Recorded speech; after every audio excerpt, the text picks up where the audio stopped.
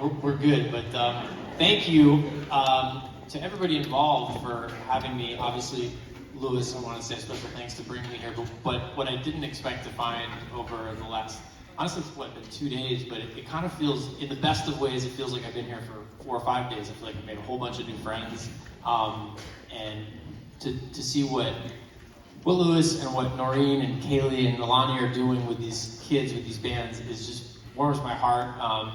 I was fortunate to go to a great band program where I grew up in Jacksonville, Florida. And it kind of, a quick story if you don't mind, if I have a second.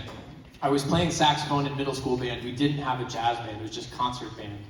And I knew that there was something I was interested in doing besides just reading the music that was on the page. I'd never heard of jazz, I'd never heard the word improvisation that I was aware of. It just was like, all right, I'm playing the saxophone, this is fun, but I want to do more than what, these notes on the page say.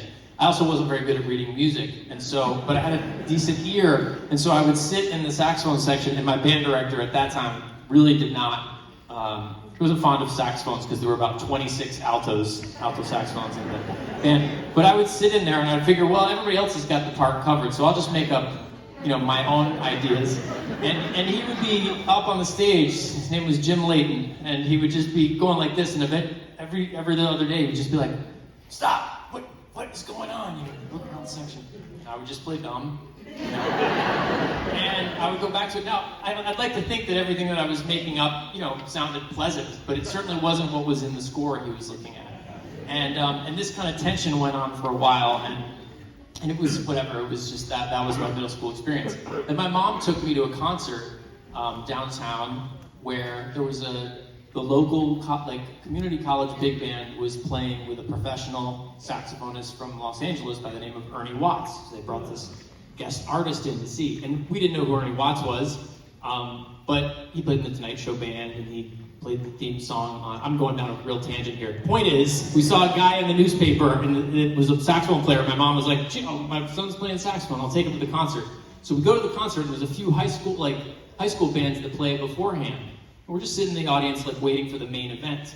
And then the Douglas Anderson School of the Arts Jazz Band 2 came on and performed, and we kind of my head came up, whoa. But is this the main act? We're looking at the program. No, it's just the second band. Okay, there's another band after. They were amazing. And the first band comes out, and they were extraordinary. And there was an alto saxophone player who stood up and took a solo, and a tenor saxophone player who stood up and took a solo. Not unlike what you just heard from Connor and Alex here. And I was somewhere sitting in the audience, and my jaw was just on the floor. Because at that point, I thought I was pretty hot stuff making up my parts in concert band. And the reason I share that is because seeing that high school band, that high school jazz band, it literally changed my life, because I was playing alto sax at the time. I looked at the program, and I looked at the names of who these guys were. I just could not believe that you could do that on the same instrument.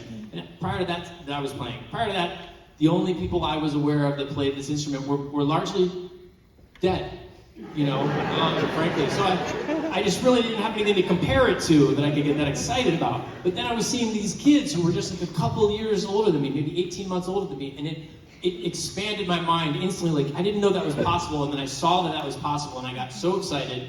So I looked at the program, and the alto player, he was a junior, and the tenor player was a senior. And so I looked at my mom and I said, A, I have to go to the school, and B, we need to get me a tenor sax, because increase my odds of getting to this band, twice as much as if I can do that. It worked out. I got into that band, and that was for my 10th, 11th, 12th grade year. And it literally changed my life. Before that, I don't know where I was headed, but being in that program and with that director, with those kids, I could tell you a much longer story, but suffice it to say, it completely altered the trajectory of my life in the best of ways. And also, the kids that I went to school with, that through that program, all went on to it's not like they all went on to do extraordinary things. We all got so much out of that, and it served everybody so well. And I've been now around, the world a lot of times, and I've played with a lot of high school, middle school band situations. They're not all created equal, so it's really special when you get one where the people who are running the program are doing it for the right reasons and not for a trophy or competition or whatever, but they're doing it for the kids and the learning experience. And what they get out of this right now they won't even know for years to come what they're learning, even intangibly beyond the music. So I just want to say a big thank you for having me here, but also a big thank you to all of you for supporting this program, because you probably don't even know how amazing this is and how lucky you are to have this community. And so yeah, thank you.